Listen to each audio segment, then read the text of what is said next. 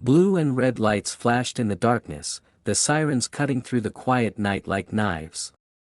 A powerful figure sat behind the wheel of her car, unaware that within moments she would experience a humiliation more cutting than any battlefield wound. She was a decorated black general, her uniform marked with decades of sacrifice, courage, and honor. To her soldiers she was a symbol of unshakable strength, to her country she was a guardian who had given her youth to defending freedom. Yet on that lonely road, none of those titles, none of those medals, none of those battles mattered. To the men approaching her car, she was just another target of suspicion. They didn't recognize her. They didn't respect her. And they certainly didn't know the storm they had just unleashed upon themselves. The general had left the Pentagon late, her mind heavy with strategic discussions, her body tired but steady. She drove carefully, savoring the silence of the night. Suddenly, lights flared behind her. She pulled over calmly, trained by habit to follow procedure. A lifetime of discipline made her expect a routine conversation, perhaps a warning. But when the two officers approached, their tone was already poisoned with contempt. The first one barked orders as though speaking to a criminal. The second smirked, flashlight slicing across her face. She offered no resistance. "Good evening, officers," she said with steady calm. Her voice, the same voice that had commanded hundreds of soldiers, was polite and controlled. She handed over her identification. A military ID, heavy with authority. Instead of respect, the officers chuckled. "Anyone can fake this," one sneered. "Try again." Their words carried the arrogance of men convinced their power was absolute. Her composure never broke. She repeated herself, reminding them of her rights, her role, her truth. Yet every word was treated as defiance. "Step out of the vehicle," came the order.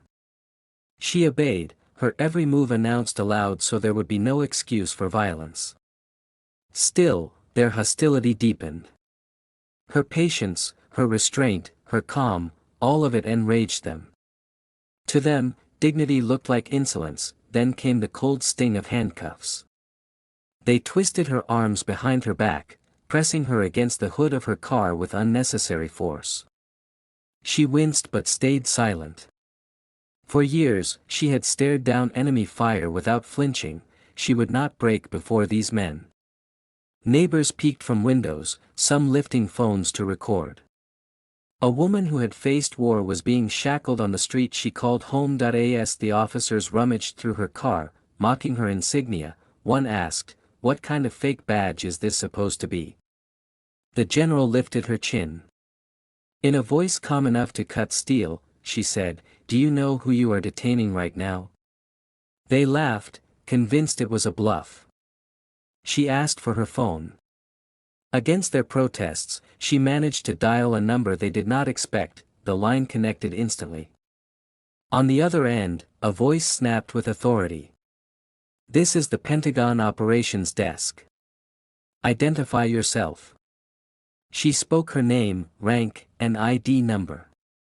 Silence, then a rush of urgency. "Ma'am, are you safe? Tell us your location." The officers froze, their smirks evaporating.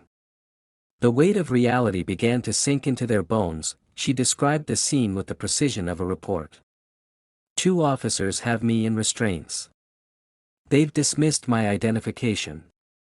I am in need of immediate assistance." The voice responded with swift precision, "Stay calm, General. We are dispatching military police and legal staff right now. Hold your ground." Her lips curved into the faintest trace of a smile. The tables had turned. The two officers scrambled to justify themselves. She was resisting, one stammered, his voice thin with desperation. But the general did not argue. She stood silently, handcuffed but undefeated. Her composure was a mirror reflecting their disgrace. Every passing second tightened the noose of accountability around their careers. Minutes later, headlights filled the street. Black SUVs and military vehicles screeched to a stop. Men and women in uniform poured out, their eyes sharp with fury at the sight before them. A general, one of their own, bound in handcuffs like a common criminal. Neighbors gasped as the air shifted, heavy with power. The officers tried to step back, but it was too late. Pentagon officials strode forward, saluting the general before uncuffing her with shaking hands. "We are deeply sorry, ma'am," one said, his voice almost trembling. She stretched her wrists, red from the cuffs, but her dignity remained untouched. Slowly, she turned to the officers who had mocked her moments earlier. Her eyes met theirs, steady and unflinching. "Now," she said softly, "it's your turn to answer questions." The officers stuttered excuses, words tumbling from their mouths like broken glass. But nobody was listening anymore. Cameras recorded, neighbors whispered, officials scribbled notes. The general did not shout. She didn't need to. Her silence carried the weight of every soldier she had ever led, every battle she had ever fought.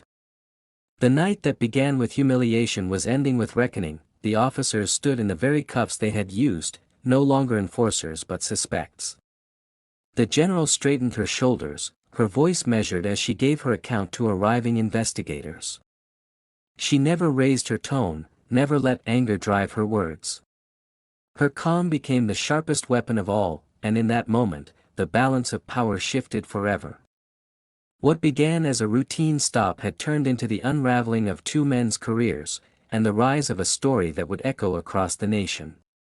The officers who had once barked orders now sat in silence, their hands shaking, their arrogance drained from their faces. Hours earlier they believed themselves untouchable, confident their uniforms granted them absolute authority. But in a matter of minutes, their certainty crumbled. They were escorted back to their own station, this time not as guardians of the law but as subjects of investigation. The general walked past them without a word, her posture unbroken, her presence a reminder of the mistake that would haunt them forever. Inside the precinct, the atmosphere was heavy. Pentagon representatives filled the room, their questions sharp, their patience non-existent. Every detail of the night was documented, every word the officers had spoken carefully written down. Their supervisors hovered in embarrassment, realizing the magnitude of what had taken place. The general gave her statement with the same precision she had once delivered battle reports. No dramatics, no embellishments, just truth laid bare like a weapon. Her calm words carried more power than shouting ever could. By dawn, the incident was no longer contained. Videos captured by neighbors and shared online erupted across platforms. The sight of a decorated black general in cuffs struck a raw nerve across the nation.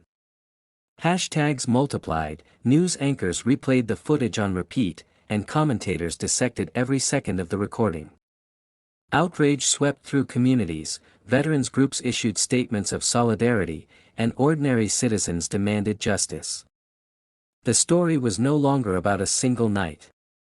It became a symbol of a deeper wound, a confrontation between authority abused and dignity denied. The officers, now suspended, became infamous overnight. Their names, once unknown outside their small town, were plastered on screens across the country. Every past complaint, every rumor of misconduct resurfaced, painting a portrait of men who had long believed their badges shielded them from consequence. Interviews with former colleagues hinted at a pattern, one ignored until this night forced the truth into the light. Their careers, once the pride of their families, became synonymous with disgrace. The general did not gloat. She did not demand revenge. In the quiet of her home, she sat with memories heavier than any punishment she could have sought. She thought of years spent in deserts and jungles, leading men and women through chaos.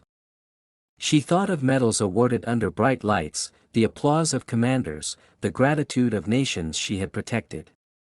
And she thought of how quickly all that could be dismissed, how a pair of handcuffs could attempt to reduce her to nothing. The irony stung. Abroad she was honored as a liberator, but at home she was treated as an intruder. Still, she did not see herself as a victim. Instead, she recognized the moment as a turning point. She had endured the humiliation so others would not have to. Her silence on that street was not weakness, it was strategy. By holding her dignity, she had forced the world to witness the truth without distortion.